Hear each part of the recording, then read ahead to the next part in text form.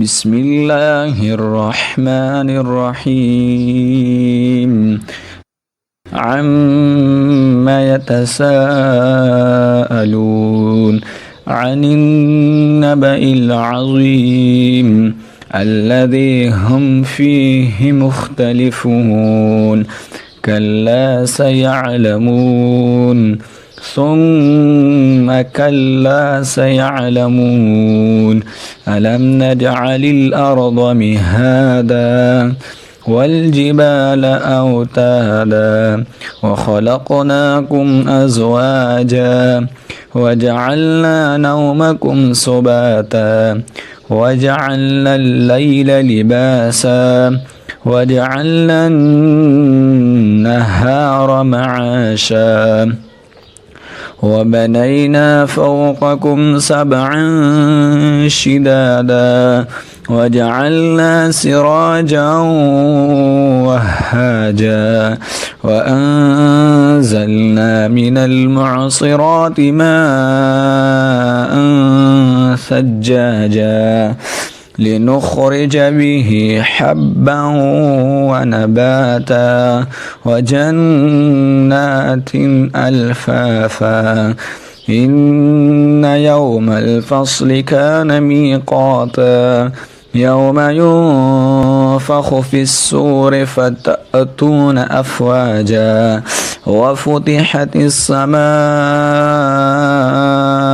فكانت أبوابا وسيرت الجبال فكانت سرابا إن جهنم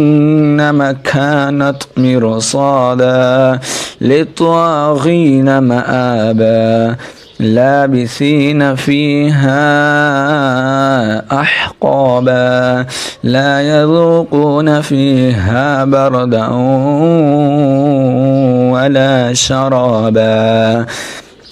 إلا حميما وغساقا جزاء وفاقا إنهم كانوا لا يرجون حسابا وكذبوا بآياتنا كذابا وكل شيء أحصيناه كتابا فذوقوا فلن نزيدكم إلا عذابا إن للمتقين مفازا حدائق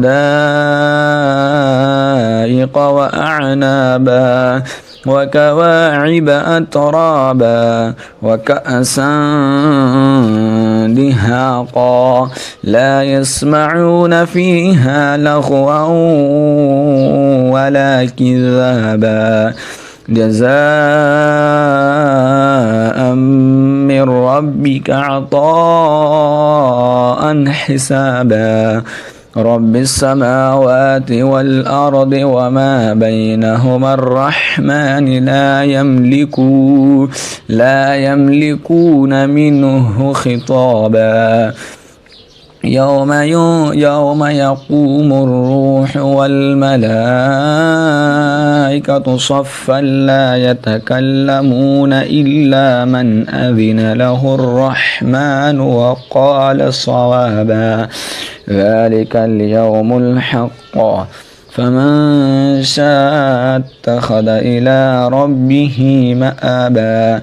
إنا أنذرناكم عذابا قريبا يوم ينظر المرء ما قدمت يداه ويقول الكافر يا ليتني كنت ترابا.